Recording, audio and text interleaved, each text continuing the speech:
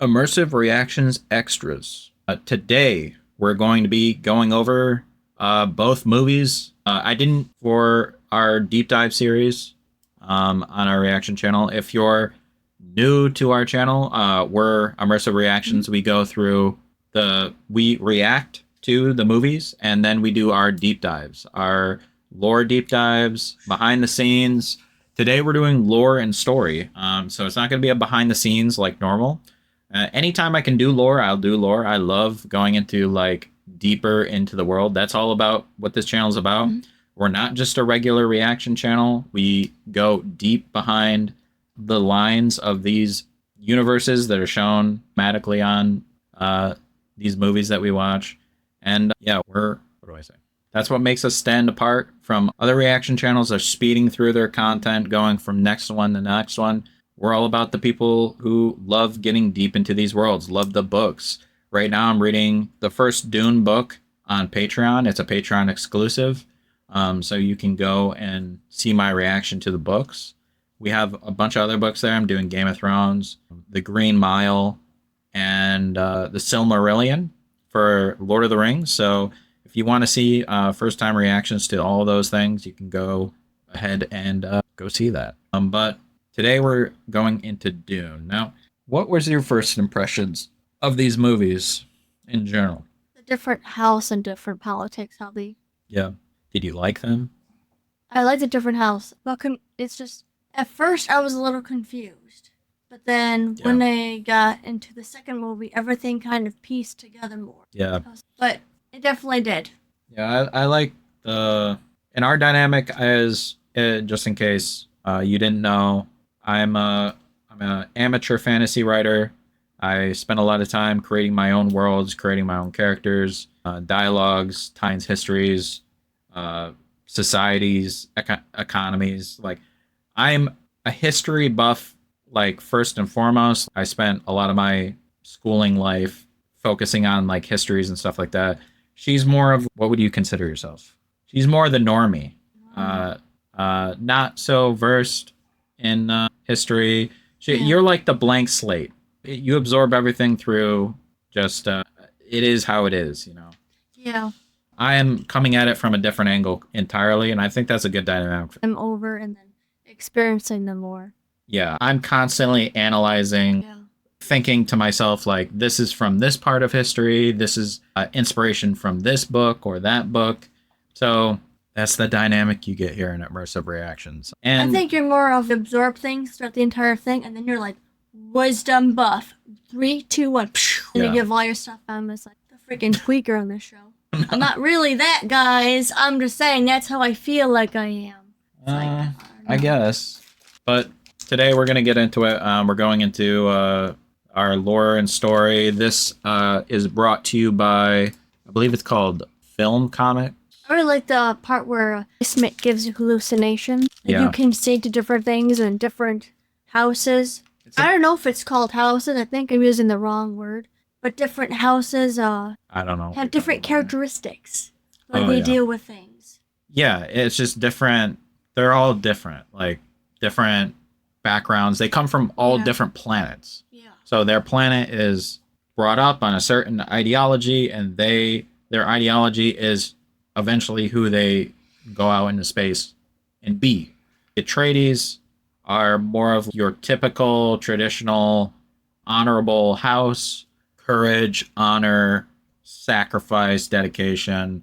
The Harkonnens are more your stereotypical, like, authoritarians, self-centered, self-fulfilling, like, self-indulgent, only care about themselves, don't care about their people. Then you have the Emperor. Yeah, the Bene Gesserit really... Then there's the Bene Gesserit, which is like a group intrigued me. It's a group of basically whatever magic there is in this universe, they're the people who use it, and they're using it to create this ultimate form of power that they've been cultivating over millennia to try to find. And there's a lot of different people that they're like investing in the great houses and stuff like that. And it's interesting, it's like only coming from great houses or whatever, you know? It's interesting it only comes from great houses too. Like they're breeding people to have more power, which is strange to me. It's a strange way of doing it. It's very different. I don't know what I really think about it. But yeah, we're going to get into it. We're not going to spend much more time blabbering about our... oh, and by the way, this is brought to you by Film Comics Explained. I'm going to leave a link in our description. Go to the link, like their video. On this channel, I am not taking other people's content.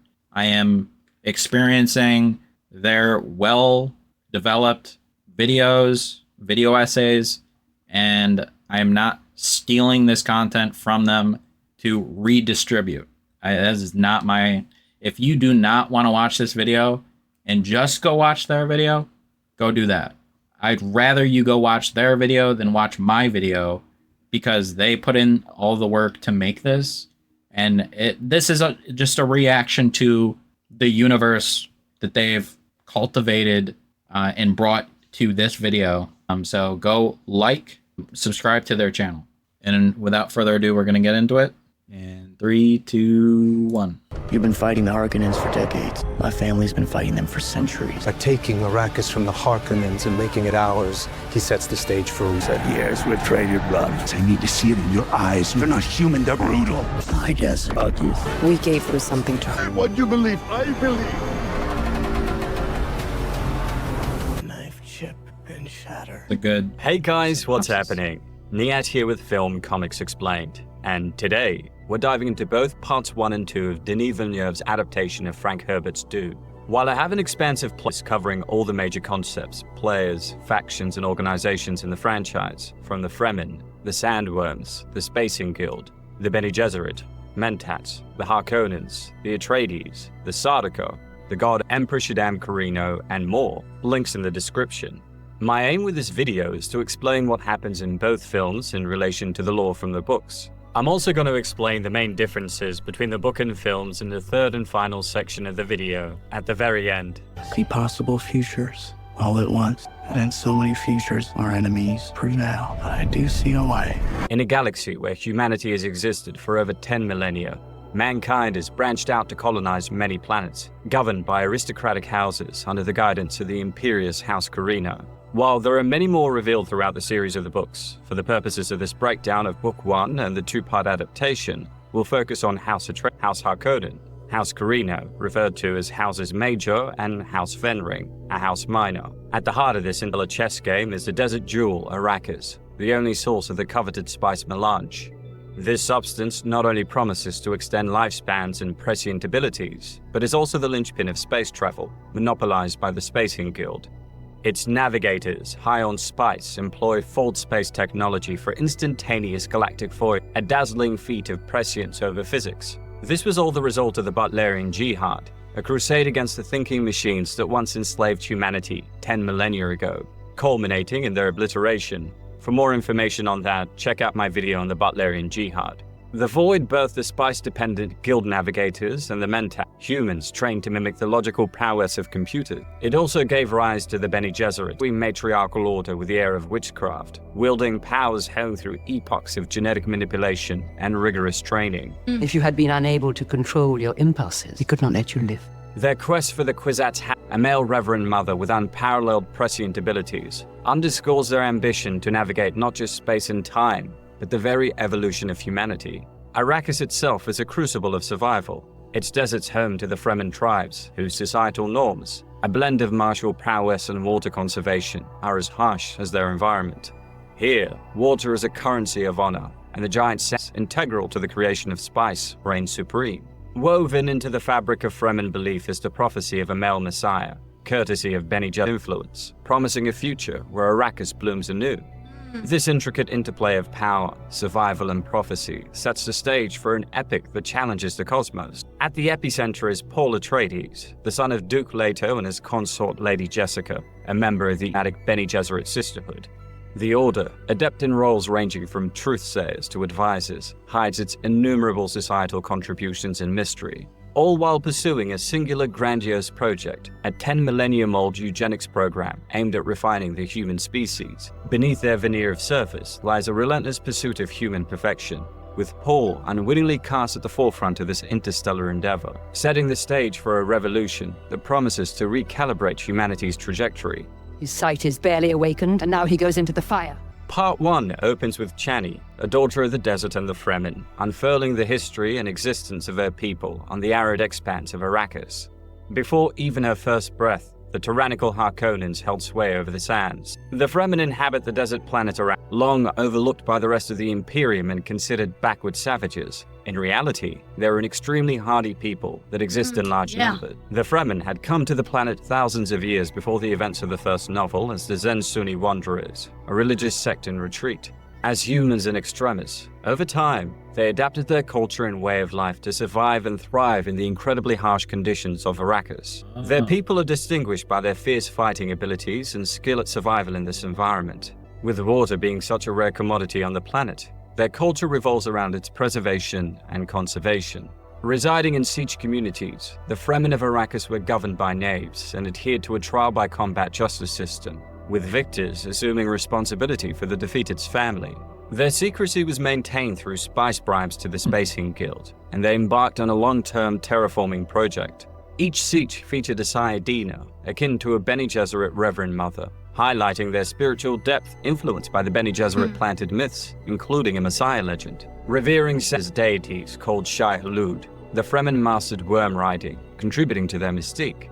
Their culture, deeply intertwined with water conservation and the spice melange, reflected their adaptation to Arrakis' harsh conditions, evident in their unique stillsuit technology for moisture reclamation and the communal importance of water. Fremen society was characterized by a strong emphasis on survival, combat readiness, and a profound spiritual connection to their environment, with the spice melange integral to their diet, culture, and prescient enhanced combat abilities. Long exposure to spice has given the tribe blue eye. When it comes to the Harkonnens, after many centuries toiling as a house miner, their influence gradually rose within the Landsraad. This was due mostly to shrewd manipulation of the whale fur market, primarily accomplished by Baron Dmitri Harkonnen and his son Vladimir. The aforementioned Landsraad, a prominent assembly representing the Great Houses, emerged notably in the early Carino Empire era, post-Butlerian Jihad. Governed by the High Council and under the Emperor's oversight, it served as a platform for the houses to negotiate trade, form alliances, or engage in a formal vendetta process that enabled disputes to be resolved without harming innocent bystanders. It aimed to safeguard the Great Houses from the Imperial House's potential targeting and elimination. House Harkonnen built its power on maximizing production output and minimizing production expenses by ignoring economically ethical behavior. Indeed, their governing was based upon a simple foundation of fear and terror that was used in governance, in the day-to-day running of the Harkonnen household, and in controlling their armies. With a social order based on treachery and punishment, soldiers rose through the ranks through deceit, trickery, and, if necessary, assassination. In approximately 10,130 AG, House Harkonnen won the Siridar fief of Arrakis. This meant their responsibility was now to mine the spice melange and supply it to the universe. Through their persecution of the Fremen, the Harkonnens managed to pay the tax they owed to the Emperor, as well as keep a substantial amount for themselves. By 10,191 AG, the Harkonnens, now led by Baron Vladimir Harkonnen, managed to amass considerable wealth through spice mining. Their cruelty to my people is all I've known. The Fremen have essentially been trying to rid themselves of the Harkonnens, but to no avail. Recently, however, the Padishah Emperor Shaddam Karina IV ordered them to leave Arrakis, making Chani wonder who their new rulers will be. Transitioning to the planet Caladan, we find Paul Atreides, the young heir of House Atreides, having breakfast with his mother, Lady Jessica, the esteemed concubine of Duke Leto. As a devoted adherent of the Bene Gesserit, a cabal teetering on the edge of the religious and the mystical, Jessica is knee-deep in imparting the esoteric disciplines of her order, a legacy of power and prescience to her son. House. Come here, kneel. The Order, also known as the Sisterhood, were an ancient and adept organization consisting of all women spies, nuns, scientists and theologians that used genetic experimentation, galactic political interference, and religious engineering to further their agenda. Hoping to guide the human race with the advent of their chosen one, the Kwisatz Haderach, their actions had a major impact on the evolution of humanity. The Bene Gesserit essentially undergo extensive training to master their bodies and minds, aiming to control themselves and, by extension, the universe. Their philosophy, encapsulated by the axiom, "My mind controls my reality," is implemented through a rigorous 10-year program. This develops their ability to control their own physical and mental states, as well as influence others. Their training emphasizes discipline, self-awareness, and the strategic use of power to avoid vulnerability. Despite their profound skills, including the manipulation of their own biochemistry to resist poisons and determine the sex of their offspring, the training also had a built-in safeguard against the overconfidence that could lead to a loss of objectivity. Their unique abilities extend to mastering martial arts known as the Weirding Way, employing a nuanced manipulation technique called the voice for controlling others, and engaging in deep psychological conditioning through sexual imprinting. Additionally, Gesserit wield a subtle form of cultural influence through the Missionaria Protectiva, embedding themselves within societies to manipulate religious and political outcomes. This multifaceted training and philosophy enabled the Bene Gesserit to play a pivotal role in the galactic politics and social dynamics of the Dune universe. Is that Al-Ghaib? My mother and my son. Seeing that Mary's domesticity with the arcane, Jessica orchestrates a test for Paul, challenging him to exert his emerging powers of the voice to persuade her to hand over a glass of water. Paul's performance is commendable, albeit not entirely successful, hinting at the untapped potential within. Give me the... Groomed by the Bene Gesserit from birth, Jessica was part of a meticulous breeding plan aimed at producing the Kwisatz Haderach, a being with unprecedented ability to access both male and female ancestral memories and foresee future events. This led to her receiving the most comprehensive Bene Gesserit training and education, but despite the Order's intentions for her to bear a daughter for a strategic union with Feyd-Rautha Harkonnen, Jessica disobeyed. After the lesson in subtle manipulation, Paul acquaints himself with the lore of Arrakis, a planet that monopolizes the universal supply of the mind-altering spice melange. This precious substance, revered for its life-prolonging and perception-enhancing properties, also fuels all travel infrastructure.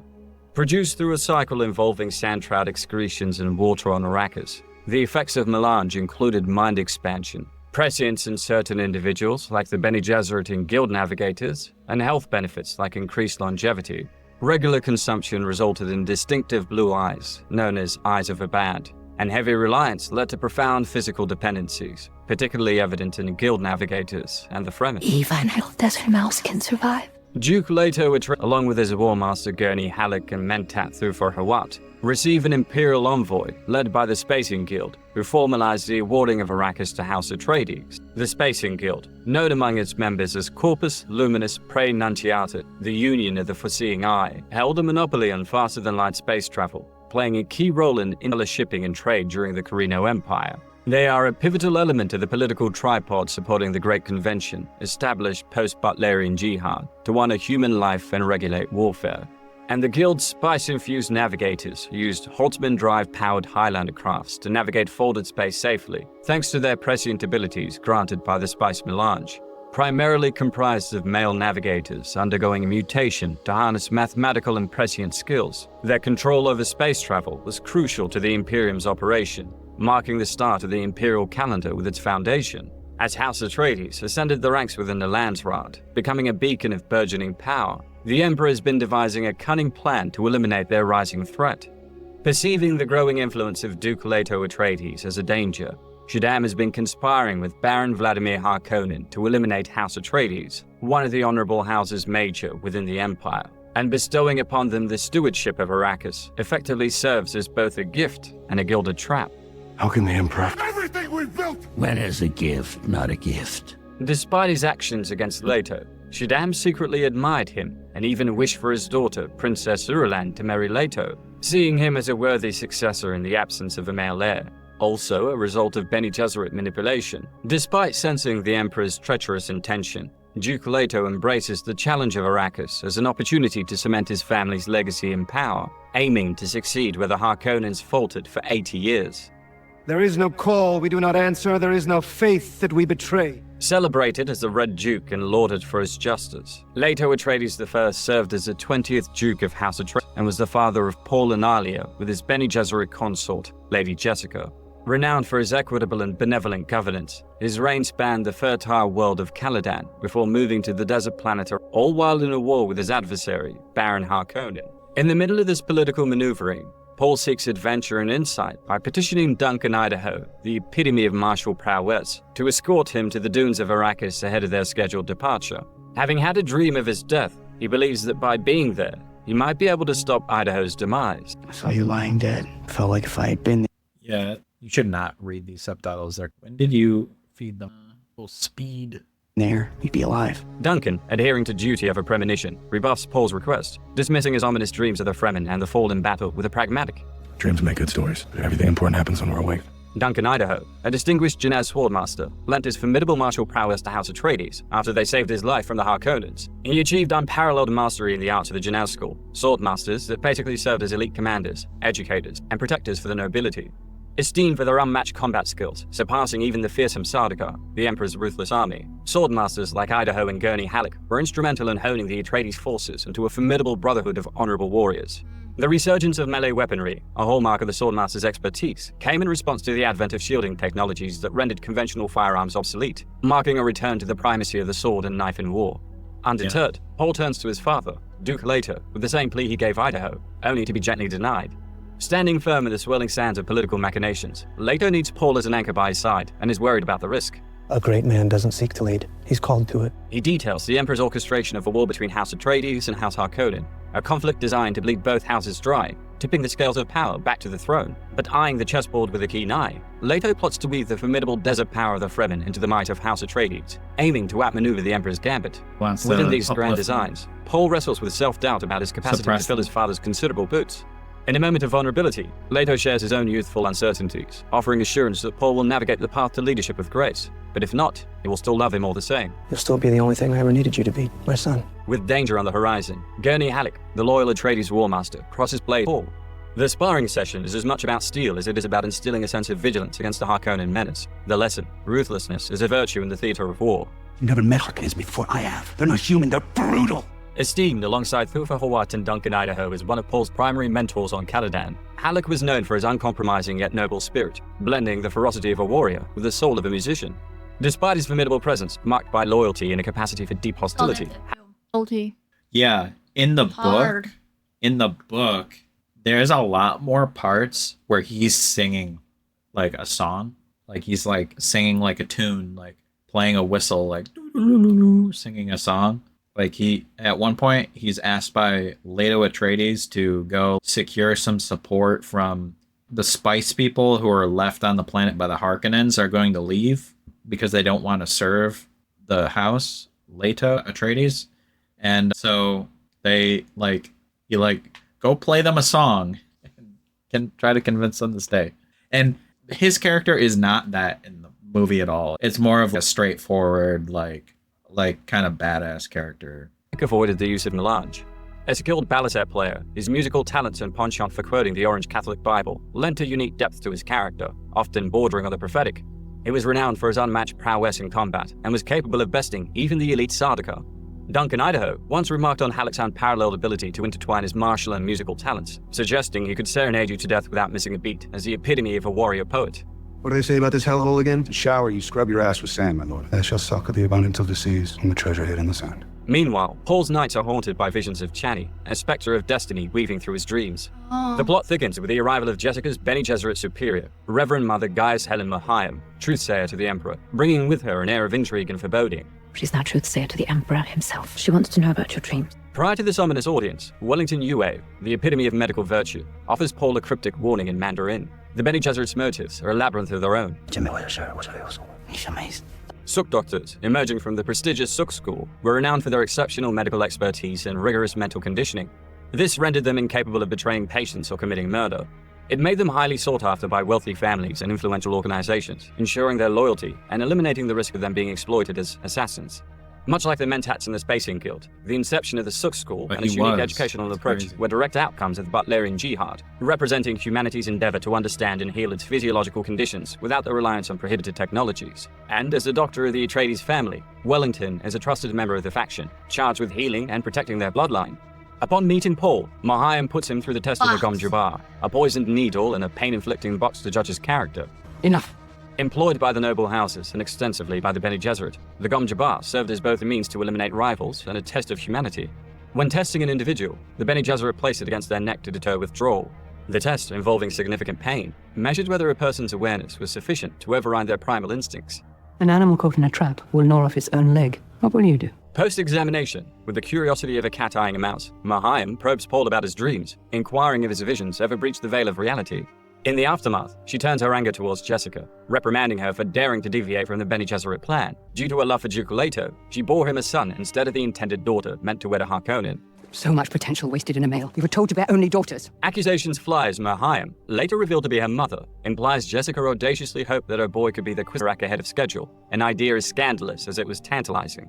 The Kwisatz Haderach, meaning shortening of the way, represented their goal of creating a male with unparalleled prescient abilities, capable of accessing genetic memories from both genders, unlike their limited female-only perspective provided by spice. This ambition led to a millennia-long genetic breeding program, aiming to produce a being who could predict the future with precision, combining the roles of a Bene Gesserit Reverend Mother, a Mentat, and a Guild Navigator into one. Intended to end the feud between the Atreides and the Hutt and to place a Bene Gesserit-controlled male on the throne, the plan was effectively altered by Lady Jessica confirms the rumors of Paul's messianic potential, only for Mahayam to cast a shadow of doubt, cautioning that Paul's powers are still in their nascent stage, hinting at a risky path ahead. Mahayam's departure leaves a cloud of questions, prompting Paul to seek clarity from Jessica. It's here that his mother reveals the centuries-old Bene Gesserit genetic plan, aimed at birthing a mind capable of traversing the corridors of time, past and future alike. Of years, we've been carefully crossing bloodlines. As Atreides make their grand entrance on Arrakis, they are met with an unexpected chorus of chants that are cryptic and incomprehensible to Paul. Jessica explains it is the prophecy of the Lisan al-Gaib, the off-world messiah, a mantle the locals seem ready to drape over Paul, but the boy remains skeptical, attributing the fervor to the Bene Gesserit's penchant for planting myths to serve their ends. Somebody he's here. All part of a plan. Voice from the outer world. That means the Bene Gesserit has been at work here. The narrative thickens with the introduction of Shadout Mapes, a Fremen who, like many before her, is ensnared by the prophecy. Chosen to be their servant, she presents Jessica with a dagger, a token of allegiance and a symbol of the lethal beauty of Arrakis, forged from the tooth of Shai Halum of the desert. The gift is a testament to the deep-rooted belief in Paul and Jessica as the harbingers of change, despite Paul's dismissive attitude towards the prophetic tales woven by the Sisterhood. Autotrophic creatures on the desert planet of Arrakis, sandworms played a crucial role in the creation of spice melange. Originating from an unknown source before the Butlerian Jihad, they thrived under the vast deserts, responding aggressively to rhythmic vibrations on the surface as a territorial defense mechanism. Their existence was shrouded in mystery, with sightings being rare, except by the Fremen, who had developed a unique ability to manage and coexist with the colossal being. The Atreides' relocation to Arrakis unfolds more like a Herculean trial than a mere change of scenery. They're greeted not by welcoming arms, but by the treachery of sabotaged equipment, a parting gift from the Harkonnens designed to doom them to failure. We won't see prophets like that for a while, not with the equipment they left us. The social landscape of Arrakis is also a minefield of murky alliances and veiled hostilities, making friends and foes indistinguishable. Jessica and her compatriots quickly reason that Arrakis is a nexus of intrigue, with the Spacing Guild's palms greased by Fremen bribes to keep the skies clear of surveillance satellites. Among the tapestry of betrayal, Paul encounters his own brush with death, narrowly escaping the silent wear of a hunter-seeker drone, thanks to the timely arrival of Mapes. The incident, set against his contemplation of the Muad'Dib desert mouse, underscores the lethal welcome awaiting them. Confronted with the Harkonnens' parting gifts, Duke Leto seeks to report the injustice through the Imperial Arbiter of the Transition, the ecologist, Liet Kynes, a fixture on Arrakis with deep ties to its sands and secrets. Meanwhile, Duncan Idaho re-emerges from the desert with tales of the Fremen, warriors without equal, dwelling in sieges hidden beneath the unforgiving dunes. His reports confirm Thufir Hawat's suspicion of a vastly underestimated Fremen populace, adding yet another layer to the complex political and social puzzle that is Arrakis. I'd say 10,000 people, and there are hundreds of sieges. Millions of Fremen. The belief from Thufir Hawat that there were likely millions of them, and not the thousands that the Harkonnens thought, was culminated through immense calculations. Hawat was essentially a Mentat, a human trained to possess computer-like logic and computational ability following the Butlerian Jihad. Mentat training, aimed at developing unparalleled mental faculties and analytical skills, began as early as infancy to enhance sensory and emotional awareness, fostering broad cognitive growth without specialization. This rigorous, disciplined program imposed severe punishments for neglect and promoted self-direction by age 15, in advanced studies in logic, statistics, and conceptual synthesis. Upon reaching a pivotal decision year, it's internal confirmation of their vocation, with successful Mentats undergoing further conditioning to refine their supralogical, high-sizing capabilities. These human processors, able to analyze vast data arrays and create insightful conclusions, were invaluable to political and military leaders. Enhanced by Sappho juice, despite its addictive consequences, Mentats serve various roles, including advisors and administrators, prized for their ethical operation, unless altered into twisted Mentats by the Bene Tleilax for unrestricted computational analysis. This unique blend of ethical constraint and analytical prowess positioned Mentats as essential, yet not infallible components within societal and political machinations. We guild navigators a total of 1.46 million salaries round trip. Duncan Idaho brings word that Stilgar, chieftain of a notable siege, has crossed the dunes to parley with Duke Leto. Stilgar lays down the law of the land. The Outworlders are to keep their exploration within the city's confines, reserving the desert solely for the harvest of spice. Ever the diplomat, Leto rejects the restriction, but vows to uphold the sanctity of Siege and Fremen under Atreides' rule.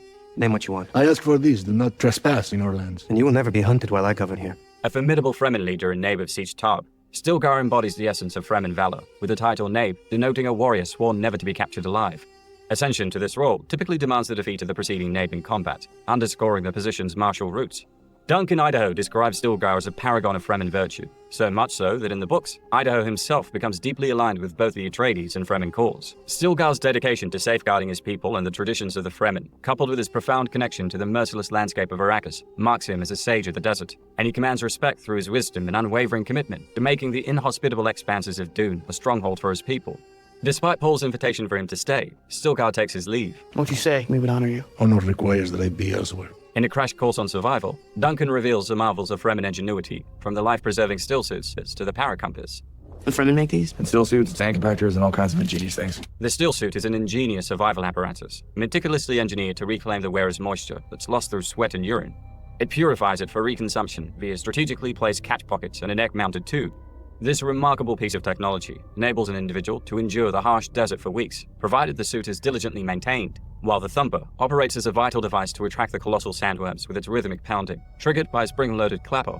Complementing these is the paracompass, a navigational aid attuned to the planet's unique magnetic anomalies, essential for orientation in the tumultuous and magnetically distorted terrain of Arrakis. The plot thickens as Leto's entourage, joined by the enigmatic Liet Kynes, set off to scrutinize the spice mining operations. While in the film, Liet is a woman, in the books, Kynes was a man that served as imperial planetologist, judge of the change, and the clandestine Fremen leader. As judge, Kynes held the authority to oversee the transition of planetary fiefs and adjudicate in the ancient practice of Canly, with his ruling standing, unless contested before the High Council. The son of Pardek Kynes, an off-worlder revered by the Fremen for his visionary ecological plan to transform Arrakis into a paradise, Liet inherited a profound respect among the Fremen. Despite his official allegiance to the Imperium, his true loyalty lay with the Fremen, leading to a complex relationship with House Atreides, whom he eventually supported. Noting Paul's adeptness with his stillsuit, a fitting so native it draws her admiration, Kynes murmurs a prophecy that Paul is as Fremen as a desert-born. No, this is my first time. Their expedition takes a turn for the dramatic at the sight of a sandcrawler about to be attacked by a sandworm, lured by the mechanical rhythm of spice extraction. This prompts Leto to execute a daring rescue, plunging his ornithopters into the fray. Amidst the chaos, Paul, awash in spice-induced visions and nearly claimed by the behemoth, is saved by Gurney's timely intervention. They can only watch as the Leviathan of the desert claims the sandcrawler in one gulp. Bless the coming and going of him. May his passage cleanse the world. In the aftermath, Dr. Yue examines Paul, assuring them that the spice's mind-expanding effects, while potent, pose no harm. The event, teeming with prophecy, danger, and the raw power of Arrakis, shadows the tumultuous path Paul is destined to tread, intertwined with the fate of Chani and the soul of Arrakis. Spice is a psychoactive chemical. You seem to be sensitive. It was an allergic reaction. I thought I saw my death, only it wasn't. Someone will hand me a blade, but I don't know who or when. Unfortunately, the Harkonnen onslaught unfolds with a villainy and ferocity that catches House Atreides off guard, striking with a swiftness and might that leaves them reeling. The Harkonnens, in a maneuver of magic and cunning, infiltrate their inner sanctum with a mole, achieving the unthinkable. They shatter the imperial conditioning of a Suk Doctor, a feat thought impossible. By dangling the potential of his wife's freedom from torment, they bend the Atreides medic Yue to aid in their dark plan. As the Harkonnen forces descent, he sabotages their defenses and drugs Paul and Jessica. As a result, the Atreides find themselves rudderless, caught in the storm of Harkonnen and Sardaukar violence. Jolted awake by lights in the distance, Leto calls for his security, only to find silence. His discovery of the lifeless Mapes is swiftly followed by his own incapacitation via a treacherous dart, courtesy of Yue, who steps out of the shadows as the architect of betrayal. The Doctor confesses his treason, driven by the Harkonnens' leverage over his wife. I had no choice. They take her apart like a doll. But in a final act of defiance, he arms Leto with a poison capsule hidden inside his tooth. A desperate gambit against the Baron Vladimir Harkonnen was earmarked early for leadership over his gentler half-brother Abulard, under the tutelage of his father, the reigning Siradar and Baron of Gaida Prime. His rise to power was characterized by enhancing House Harkonnens through methods of blackmail, subterfuge, and outright treachery. His reign was marked by cruelty and exploitation, particularly towards those enslaved under his rule. A formidable adversary of House Atreides, the Baron's vendetta against Leto was both personal and ruthless, aiming for nothing less than their total annihilation. His nephews, Colossu the Beast Raban and Fade Rautha, were key players in his scheme for galactic supremacy. Raban acted as the Iron Fist on Arrakis, while Fade was being primed to inherit and expand the Baron's dark legacy. My desert, my Arrakis, my Dune. Gurney springs into action, rallying the Atreides forces against the Harkonnen invaders and the Imperial Sardaukar, but their ships and equipment are destroyed before the battle even begins. God in it. Get everything with guns off the ground! Yep. Stranded on the harsh planet Seleucus Secundus, colonists adapted to extreme climates and dangerous wildlife developed into the formidable warrior society called the Sardaukar. This rugged, fearless population, organized into clans, eventually united under House Carino after their victory at the Battle of Corin. Seleucus Secundus, deemed too harsh for governance, became an imperial prison planet, contributing to the Sardaukar's reputation as the ultimate enforcers of the Emperor's will, maintaining order across the universe through fear and unmatched combat skills. The Sardaukar training, marked by ruthlessness and a disregard for personal safety, made them dangerous warriors. Their loyalty to House Carino was indoctrinated through a belief in their superiority and a relatively decent lifestyle. This set them apart as the Imperium's most formidable military force, rivaled only by warriors of equally brutal environments, like the Fremen of Arrakis. The Atreides forces, blindsided and vastly outnumbered by the combined might of Harkonnen and Sardaukar troops, find themselves in a dire predicament. Their ranks are ultimately decimated and their defenses shattered, leaving only a handful of survivors to flee into the unforgiving desert. Duncan Idaho emerges as a beacon of valor, dispatching many Sardaukar before commandeering an ornithopter, hoping to whisk Paul and Jessica to safety, only to discover them gone. Let's get to the work if very long goodbye. Meanwhile, the Baron Vladimir, ever the schemer, has assured Mohaim and the Bene Gesserit of Paul and Jessica's safety. He does this by weaving a web of deceit to ensure that he can claim, with a straight face, that he did not kill them. Arrakis, the desert takes the weak. His plan involves casting them into the desert to perish under the cruel sun. But Paul, his mastery of the Bene Gesserit voice yet unrefined, nonetheless bends it to his will, compelling their captors to free Jessica. With her gag removed, Jessica's command is swift and lethal, orchestrating the demise of their abductors with chilling efficiency. With their ornithopter incapacitated, they're forced to witness the destruction of their home and people from afar, and under the intoxicating influence of the omnipresent spice, Paul's latent abilities burgeon into full force. Doors sparks like a quenchable fire. His perception of potential futures develops, revealing glimpses of past leading to the resurgence of House Atreides. The key to this destiny lies in forging an alliance with the indomitable Fremen, provided he can survive. In a confrontation loaded with betrayal, Yue demands his payment from Baron Huck, seeking the fulfillment of their pact. The Baron, as the embodiment of feigns compliance and simply ends his life. I deliver the Duke and his family. Deliver my wife from her act. I said I'd set her free, that you could join her, so join her. But his triumph is short-lived, as Leto unleashes the deadly toxin. This claims the lives of all but the Baron, who is severely injured but narrowly escapes death by retreating to the ceiling. Tonight the house of Atreides falls. As Paul shelters from a tempest in a survival tent with Jessica, the spice continues to unlock the floodgates of his psyche. Initially, he's visited by visions of Chani, a prelude to darker, more tumultuous insights. His view is soon clouded by the specter of war and fervent crusades waged in the name of Atreides, a future where peace is consumed by an insatiable inferno of conflict and zealotry. We haven't seen any armor. What he's effectively seeing is a vision of the Muad'Dib's jihad, a potential timeline. Here, Paul's ascension to Emperor would initiate a 12-year jihad, radically transforming the universe with effronting thousands of planets in his name. This would lead to over 10,000 worlds under Atreides' control, 61 billion casualties, the sterilization of 90 planets, the demoralization of 500 worlds, and the extinction of 40 religions. Recoiling in horror at the cataclysmic future his vision revealed, Paul initially casts blame towards Jessica and the Bene Gesserit. Yet amidst a storm of prophecy and panic, Jessica is able to bring him a semblance of peace. In the aftermath of betrayal and carnage, Duncan Idaho emerges, rescuing Paul and Jessica away from the jaws of death. Their sanctuary, an abandoned terraforming outpost now harboring Fremen under the stewardship of Kynes. You know what the great houses fear most, Dr. Kynes. Exactly what has happened to us here. As emperors, I can make a paradise of Arrakis with a wave of my hand. However, tranquility is short-lived as Sardaukar besiege their haven, igniting a fierce skirmish that sees the Fremen inflicting heavy casualties.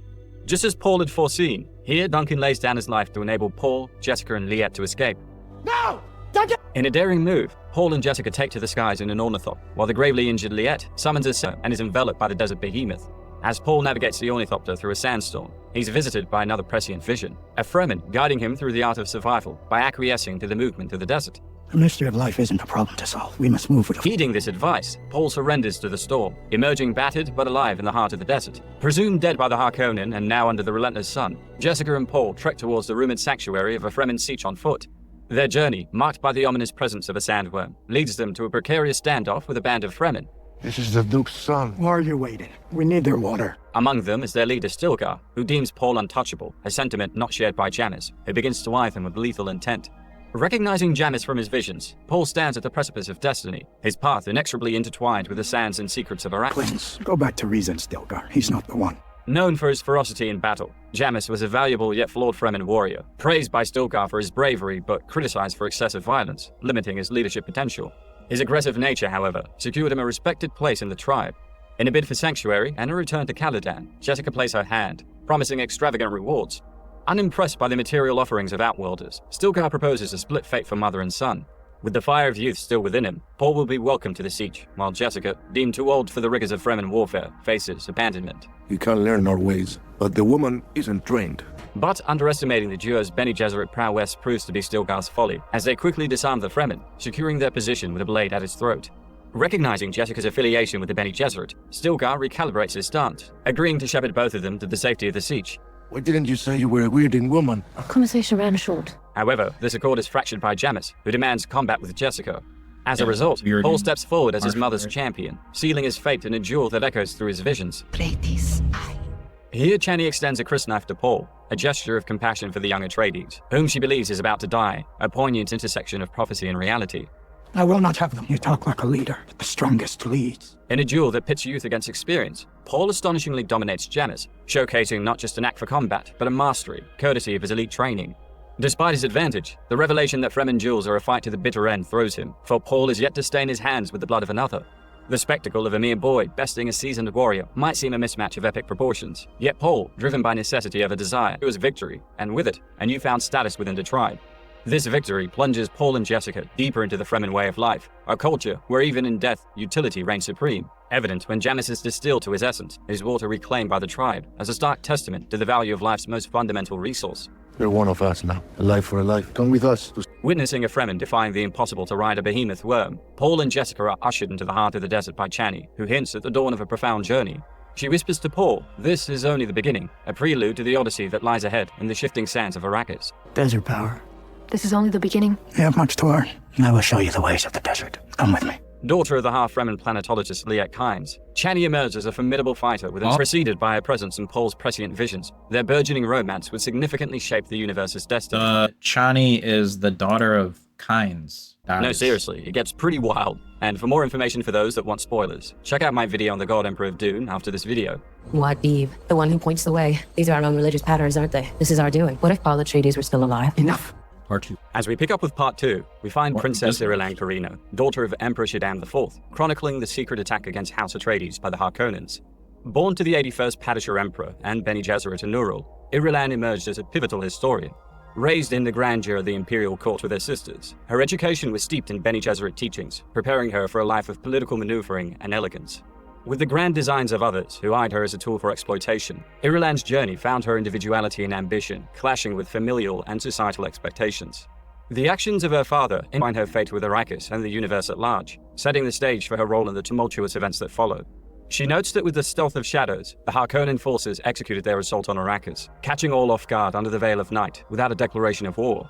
Despite Duke Leto holding a place in her father's heart akin to a son, Irulan is left pondering the motivations behind her father's order to obliterate the Atreides lineage. Yet she harbored a suspicion that their story was not over, as her reflection then drifted to the broader implications of House Atreides' downfall for Arrakis itself.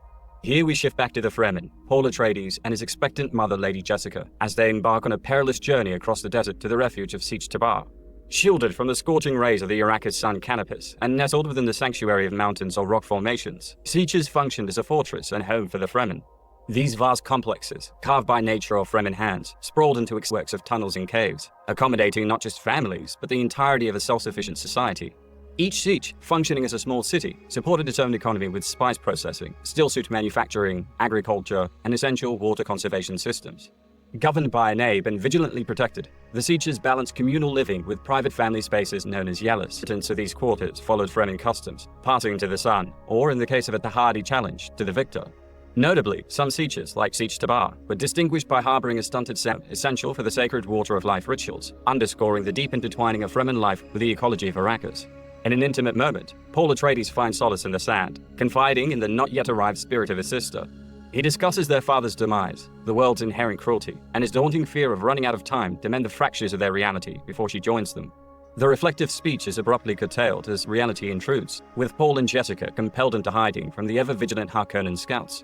Under Stilgar's seasoned leadership, the Fremen execute a strategic withdrawal, cleverly employing a thumper to summon Ascension, effectively diverting the Harkonnen threat to less favorable terrain. In the ensuing skirmish, Paul and Jessica, blending with the Fremen, leverage surprise to their advantage, neutralizing their pursuers in a desperate bid for survival. The aftermath sees the Fremen extracting water from their fallen foes, an act of survival and reverence, leaving the carcasses as offerings to the desert deity Shai Hulud. Meanwhile, the Harkonnen stronghold in Arrakeen bubbles with Glossu Raban's fury over the mounting losses inflicted by the Fremen, his ambitions halted by the desert's unconquered south. Upon reaching the safety of the siege, Paul and Jessica confront a maelstrom of suspicion, grief, and messianic expectations from the Fremen, their presence stirring a cauldron of conflicting sentiments. Here, Stilgar stands as their advocate before the council, arguing for mutual aid and alliance. While they suggest he cast Paul and Jessica into the wilderness, Stilgar, swayed by omens, proclaims prophesized Mahdi, personally endorsing him. In a confidential exchange, he also unveils to Jessica the Siege's hidden lifeline, a vast aquifer by the essence of their deceased. He also shares the dire news of their Reverend Mother's waning life, positing Jessica as her successor, a position she cannot refuse without facing death herself. And so, in the sacred company of the Sayadina and the ailing Reverend Mother Ramillo, Jessica is called to partake in the perilous ritual of the Water of Life, a decisive moment that intertwines fate with tradition and survival with legacy. The Sayadina, translating to Friend of God in Jacobsa, denotes the Fremen's lower-tier priestess who have yet to undergo the transformative spice agony to become Reverend Mothers. Typically, a new Sayadina is appointed concurrently with the previous holder's attempt at the spice agony, ensuring the preservation of spiritual leadership should the trial prove fatal. While the Water of Life, a potent blue poison, serves as a pivotal rite of passage for the Bene Gesserit, transforming acolytes into Reverend Mothers, a tradition shared by the Sayadina of the Fremen. Deadly to those unversed in the advanced prana bindu techniques, this lethal concoction guarantees death with excruciating pain for the unprepared. Sourced from the planet Dune, it is derived from the bile of a young sandworm, emerging only as the creature faces death by drowning. For those who survive its consumption, the Water of Life acts as an awareness spectrum, integral to the Bene Gesserit and their spiritual and psychic ascendancy. Here, Paul is told by Chani and the others that there are two factions within the Fremen. Those from the north like them that believe in only the Fremen, and southerners like Stilgar, who believe in the prophecy of the Lizard. At the same time, Jessica is forced to drink the Water of Life, told that if she drinks she will die, and if she drinks she may see. But as she begins to convulse, the other Sayadinas start to grow fearful after realizing too late that Jessica is pregnant. During the ordeal, both camps of the Fremen argue about what happened as she recovered in deep sleep. You see, Stilgar and the Southerners believe Jessica survived just as it was written for the mother of the Lizan Argaib to do so, while Chani and the others contest that the prophecy was written by the Bene Gesserit. Cutting through the argument, Paul admits it was no miracle, as his mother was trained to transmutate poison. Insisting he wasn't a Mahdi and didn't want to lead, he instead asks only to fight beside them. Hilariously, the Southerners, including Stilgar, say that Paul is too humble to say that he was the Mahdi, which in their eyes was even more reason to know that he was, showing how spirituality blinded those that believed. After a little while, Jessica overcomes the poison and inherits the memories of the Sayadina ancestors and Bene Gesserit that came before her. This has unprecedented effects on her daughter Alia Atreides, who is now preborn, and highly susceptible to abomination from before birth. The term preborn describes individuals who, even before their birth, possess a fully formed consciousness and the ability to access their ancestral memories, mirroring the abilities of a Bene Gesserit Reverend Mother. This precocious awakening makes them particularly prone to abomination, a condition where the individual is at risk of being dominated by the personalities within their genetic memory, potentially leading to insanity.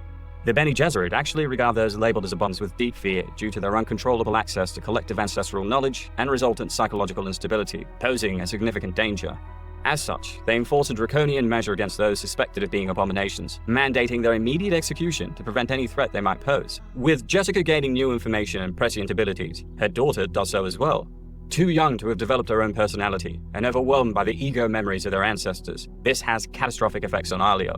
Jessica also admits that she's been communicating with her preborn daughter. His mother then explains that only one step remained for him to become the Kwisatz Haderach. He need only do what she did and drink the Water of Life, enabling his mind to open and see the beauty and the horror. Following this, Paul begins his trials to join the Fremen, and is told to cross the desert and return alive from his journey. While she's talking with her friend Shishakli about how the prophecy must be false, Chani tells her that there's sincerity in Paul, unlike the other outsiders they've encountered. This leads her to eventually join him and teach Paul their ways. From instructing him on how to properly sandwalk to explaining how wind traps work, devices designed to reclaim the moisture in the air and funnel it into large catch basins, Chani imparts a fountain of knowledge. As we cut to Jessica, we see her preborn daughter Alia, telling her to convert the non-believers in northern Arrakis into accepting the prophecy, beginning with who they perceive to be weak. With some time having passed, hiding in the Fremen and Paul lay siege to a Harkonnen spice mining tank. The warriors efficiently kill the soldiers protecting it, but all hell breaks loose when an ornithopter flies around and begins to fire on them, taking out a number of Fremen. Realizing its shield only went down when it opened fire, after protecting Chani, Paul distracts it, enabling her to bring it down using a rocket launcher. Asked how he learned to fight so well, Paul explains to the Fremen that his war masters, who died along with his father, taught him, declaring that while the Fremen had been warring with the Harkonnens for decades, he notes that his family had been fighting them for centuries. Reasoning that with the Fremen knowledge of the desert and his insights into the Harkonnens, he suggests that they could bury them in the desert and give Arrakis back to their people. This ends up rousing those that were initially skeptical of him into saying he needed to be Fedaykin, essentially Fremen's guerrilla fighters and the elite of their forces. And with that, Stilgar gives Paul the name Usul, meaning the strong base of a pillar, as his private name within the troop, while Paul gives himself the name Muad'Dib as his public Fremen name after the clever Arrakis mouse.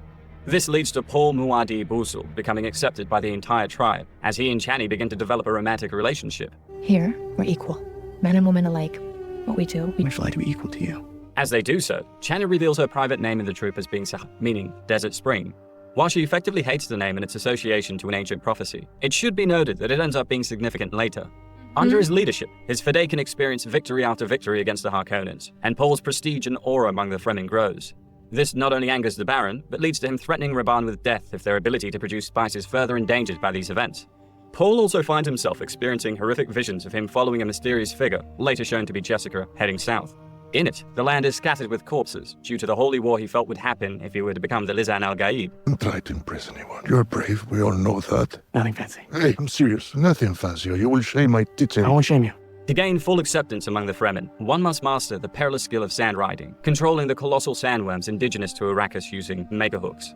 This closely guarded secret allows them unparalleled mobility across the desert terrains, surpassing the capabilities of any occupying force hindered by the planet's violent Coriolis storms. Hulu decides today if you become Fremen, or if you die.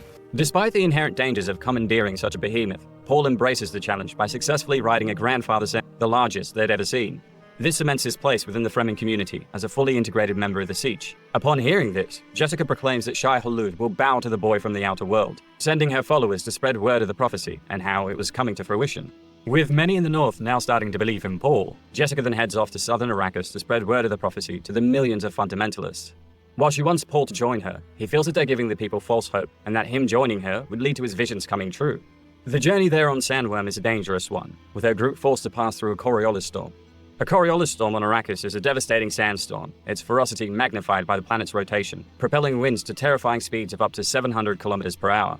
The storms pose a significant threat to life and infrastructure on the desert planet, but the native Fremen mitigate this danger by constructing their sieges within rock formations. This is in contrast to the capital Arrakeen, which is protected by the large shield wall. In the film, the storm also served as a boundary between the northern and southern territories of Arrakis, effectively impeding the southward expansion of the Harkonnens. Unfortunately for the Harkonnens, more of their depots and equipment continue to be destroyed by the Fremen. This causes the furious Rabban to lead a massive hunt for the Fremen, one that sees most of his forces killed, his near death, and ultimately Rabban retreating with his tail behind his legs. As the Emperor learns of the Muad'Dib, a Fremen prophet causing trouble for his continued reign, he questions his daughter on how to approach the crisis. Send us person. No, prophets get stronger when they die. Let the conflict turn into war. You then bring peace. While he wants to use direct force with his Sardaukar, the princess explains that repression will only make their religion flourish. Instead, in the presence of her teacher, Reverend Mother Mahayam, Irulan suggests he lets the conflict break out into war. This would effectively enable him to sweep in and bring peace, making him the hero in the eyes of the Landsraad and the other great houses. But as she walked away with the Reverend Mother Gaius Hel, Irulan deduces that Muad'Dib might actually be Paul Atreides, something the Reverend Mother tells her not to repeat in front of anyone. Enough. This must not come out. Even to your father's ears, understand? I do, Reverend Mother. The concern, of course, is that Paul likely knows the Emperor liquidated his entire house, an illegal act that would likely see the other houses come together to overthrow him. Reading this, Gaius Mahayam reveals that Bene Gesserit have another card up their sleeve in the form of Fade Rautha, the Baron's psychotic youngest nephew. Meanwhile, Baron Vladimir Harkonnen has returned to his home world to celebrate the birthday of Fade, brother of Rabban. Born to Abilaud Rabban, Fade Rautha represented his father's aspirations to cleanse the family name of its Harkonnen dishonor and become a dignified heir, contrasting with his brutish older brother Glossu. Named after his maternal grandfather, Rautha's fate took a pivotal turn when Baron Vladimir Harkonnen chose to mentor him, envisioning the boy as the ideal successor to the Harkonnen legacy. In fact, acknowledging his potential, the Baron officially named Fade Rautha as his heir, favoring him over Glossu and thus integrating him fully into the Harkonnen lineage as Fade Rautha Harkonnen instead of Rabban. Oh, humiliated our family. I thought that it was interesting to note that Paul Atreides and Fade Rautha, though similar in their noble origins, education, and martial prowess, embody starkly contrasting natures. Paul's kindness, loyalty, and empathy stand in sharp relief against Fade's ruthless cruelty, brutality, and ambition. In this way, Feyd-Rautha represents the antithesis of Paul, serving as his shadowy counterpart and illustrating the duality inherent in the Bene Gesserit's breeding program, where both are forged from the same design, only get yet like a diverge little onto bit of time. diametrically opposed paths. Like, it's also trust important each to other, consider too. that in a strategic maneuver to enlist House Harkonnen's cooperation in his plot, the Emperor dangled the prospect of marrying Urulan to the Harkonnen heir. Enticed by the vision of a Harkonnen empire bolstered by this alliance, the Baron welcomed the proposal. And, caught in the crossfire of political machinations, Urulan found herself a reluctant pawn, inwardly rebelling against her role in the power play designed to consolidate Harkonnen dominance. The celebration essentially involves Feyd-Rautha engaging in his favorite pastime, killing people, this time inside an arena where thousands have come to watch him defeat the last 3 remaining Atreides. While it's customary for them to be drugged, we learn that his uncle had left one untouched, wanting to see his nephew being put to the test. Show me who you are. Also in attendance are Reverend Mother Mohiam and fellow Bene Gesserit Lady Margot of House Fenring, who have plans of their own. More on House Fenring at the end of the video.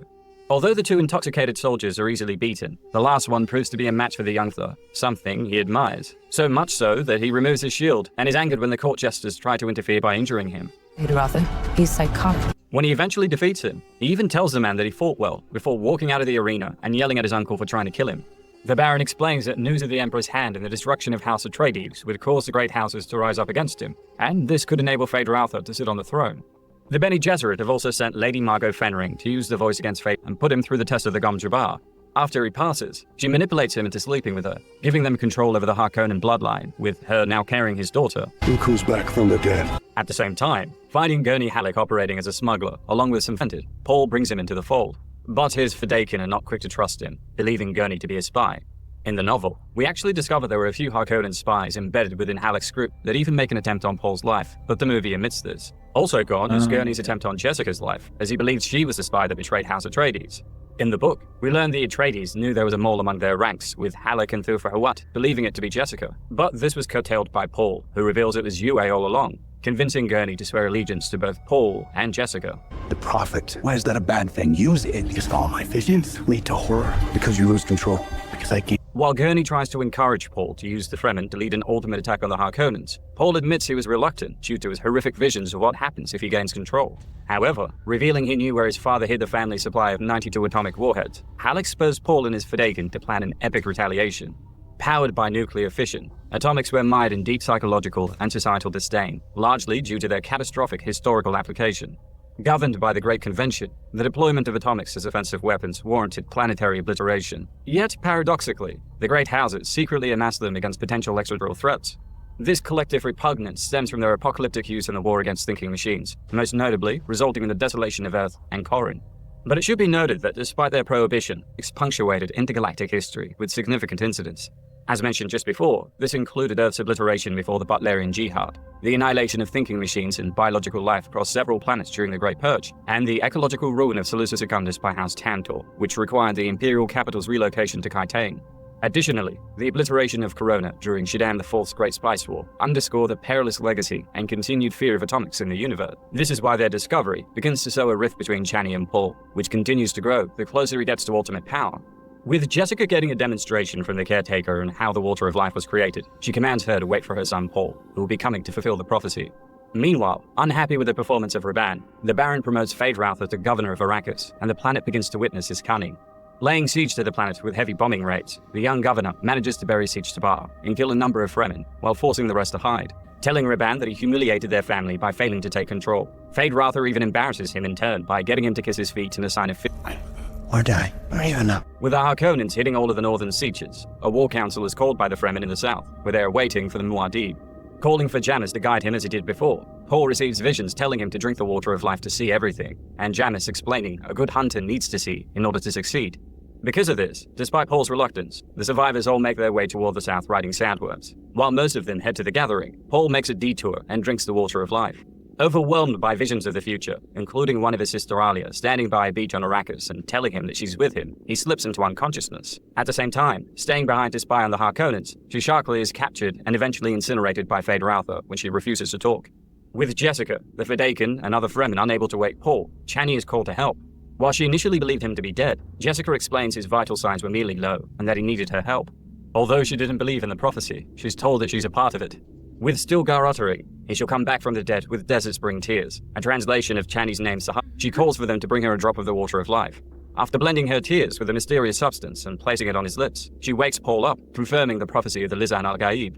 With Chani slapping him and walking off in protest, Paul explains to Jessica that his visions were clear now. He can essentially see possible futures all at once and a way for them to prevail, with their bloodline written across time. He also reveals that he knew Jessica as the daughter of Baron Harkonnen, something she herself only found out after drinking the Water of Life. Although it was effectively necessary in the Fremen tradition for Paul to kill Stilgar and take his place in order to speak at a gathering, something Stilgar desperately wanted, Paul refuses, stating it is he that points the way. And while Chani kicks up a fuss, saying that the prophecy would enslave her people, she's told to be quiet by all, including Gurney Halleck, confronting the millions of Fremen listening by saying that their rules did not apply to him as the Lisan al-Gaib. Paul ultimately declares that there are none among the Fremen that could stand against him. While many stand up with their crysknives daring to fight him, he continues by saying their mothers had warned them about his coming, and that they should fear the moment. Revealing intimate details about all those that dare to stand in his way, he sways the entire crowd with his passion and fervor, so much so that even the Northerners begin to bow down to him, declaring that he was Paul Muad'Dib Atreides, Duke of Arrakis, the voice from the outer world. He finally proclaims that he was here to lead them to paradise, with the crowd of fundamentalists chanting his name. We cut to the Emperor, who receives a formal challenge from Paul. Arriving on the planet soon after with his entire Sardaukar force, the Emperor admonishes the Baron for failing to deal with House Atreides as was promised. At the same time, Paul and his Fremen stage a multi-layered attack, under the cover of a massive storm that Dan al-Gaib had foreseen would help them. Stilgar and his troops attack from the west, with the help from an atomic that Halleck detonates to break the shield wall. Chani and the Fedaykin strike from the east, while Paul hits them head-on from the north with his fundamentalists. It's here that the desert power of the Fremen that Duke Leto had talked of is finally utilized.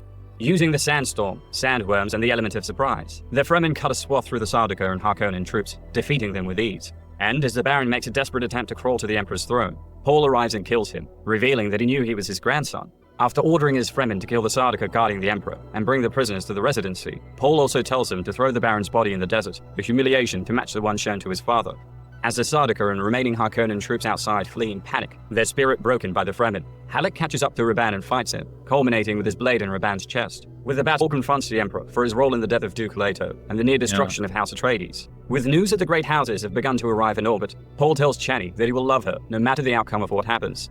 With the Houses about to attack, he orders Gurney to send the Great Houses a message that if they land, it will use the remaining atomics to destroy all the spice melange. The Emperor tries to order Paul to bow at his feet as a servant of the Imperium, but the Muad'Dib explains that he will only allow Shaddam to keep his head in exchange for Urlan's hand in marriage.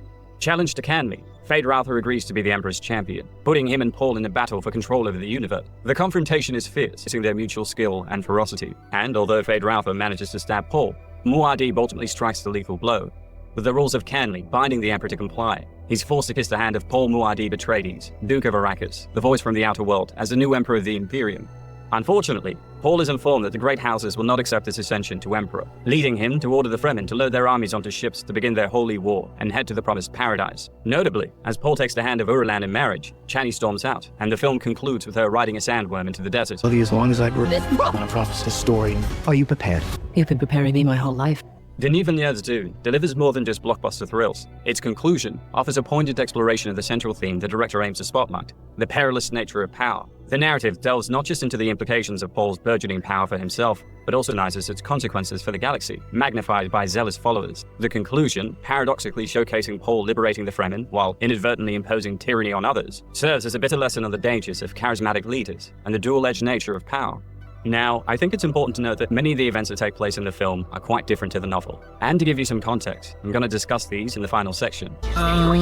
Seeing how I'm reading the books, I kind of want to save some of that differences for myself. But yeah, that was a recap.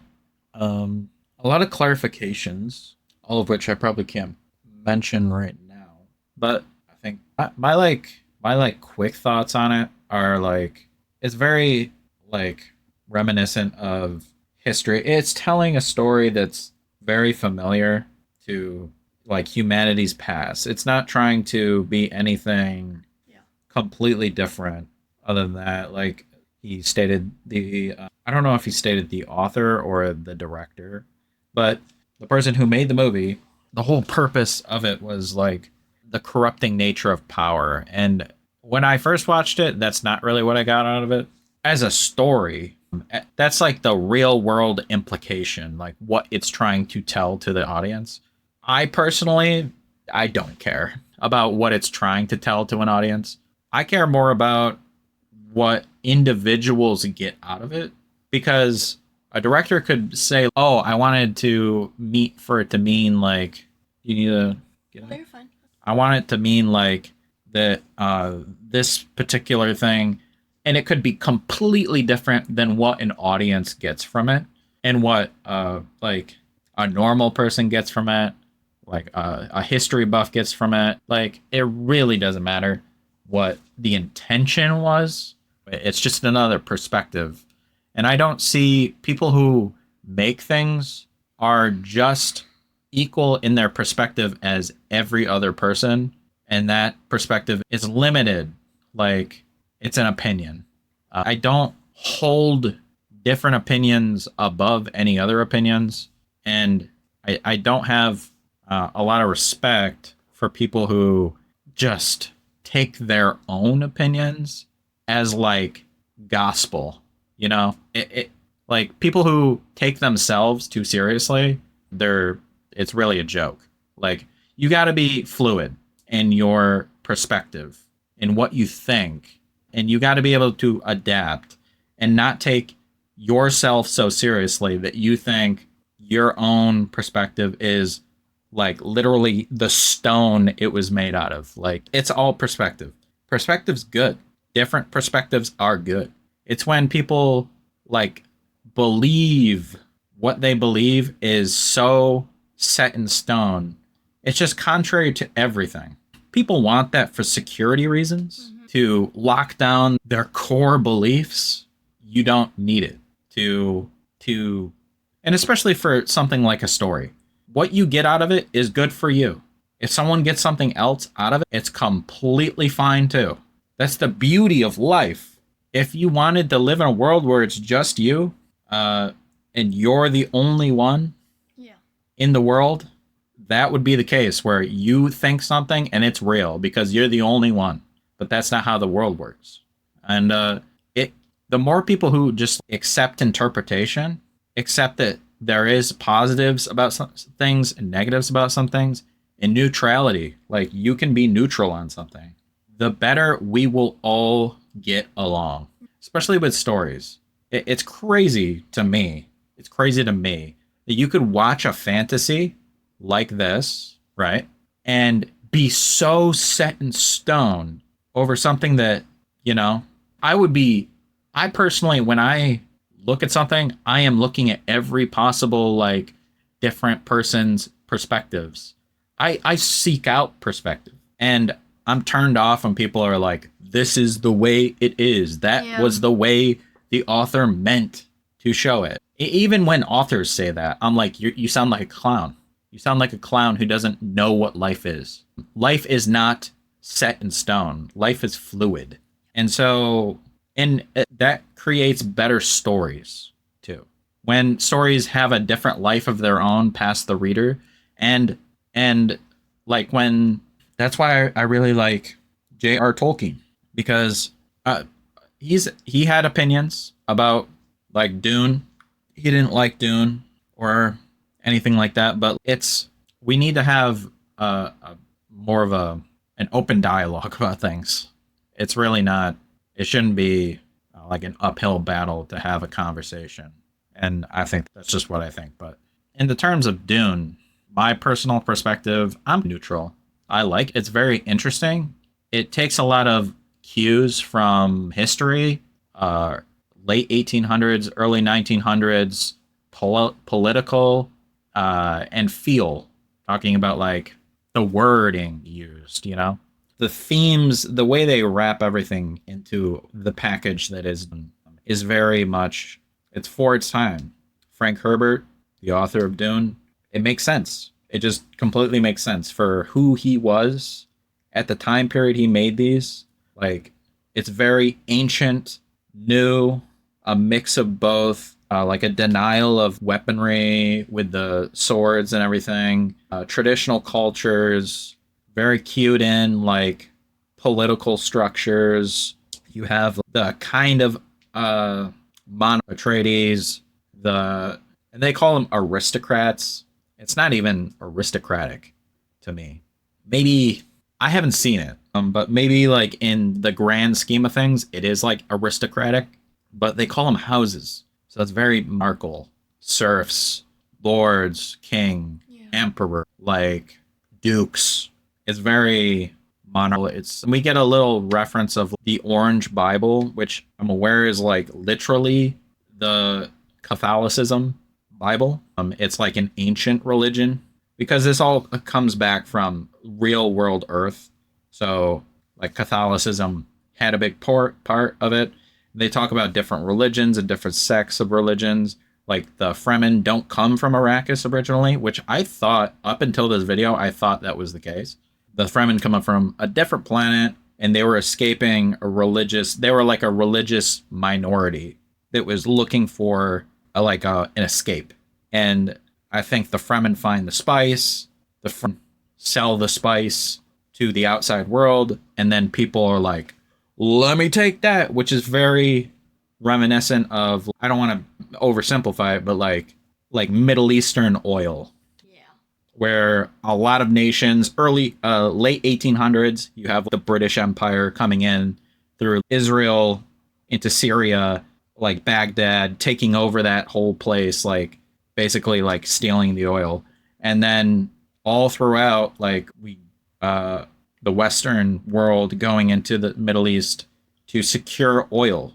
And I really don't want to oversimplify it in that way, but if you have a different perspective on it, if you think otherwise, and this is another thing, like a lot of people in the comments like say, I had one, for instance, I had one comment that said like that we were like stupid Americans thinking that the naming schemes like Jessica, Paul was simple or whatever, but there was a whole be an adult, like just explain your point. You don't need to do all that, you know. I'm just banning you. Your comment's not getting seen if that's the case. Have a fucking adult conversation. We're talking. It's super easy to have like an easygoing conversation with us. I'll talk about anything, but I'm just not going to tolerate that kind of shit. I respect everyone who comes here, and I expect respect in return, or you don't get nothing. So yeah, we're going to, I think Dune has another movie coming out. I don't know when. And we got a lot of new stuff coming up. Like we're doing Star Wars for the first time, Breaking Bad for the first time, House of Cards for the first time, House of the Dragon for the first time. And eventually we're going to get back to Avatar: The Last Airbender. We have different movies coming out, a lot of stuff going on the channel. Give us your thoughts, opinions, perspectives. I'm all about it. Check out the Patreon. We got a lot of stuff there. Add to the conversation there. It's a permanent way to keep your comments up and going. And we thank you for watching Immersive Reactions. Until next time.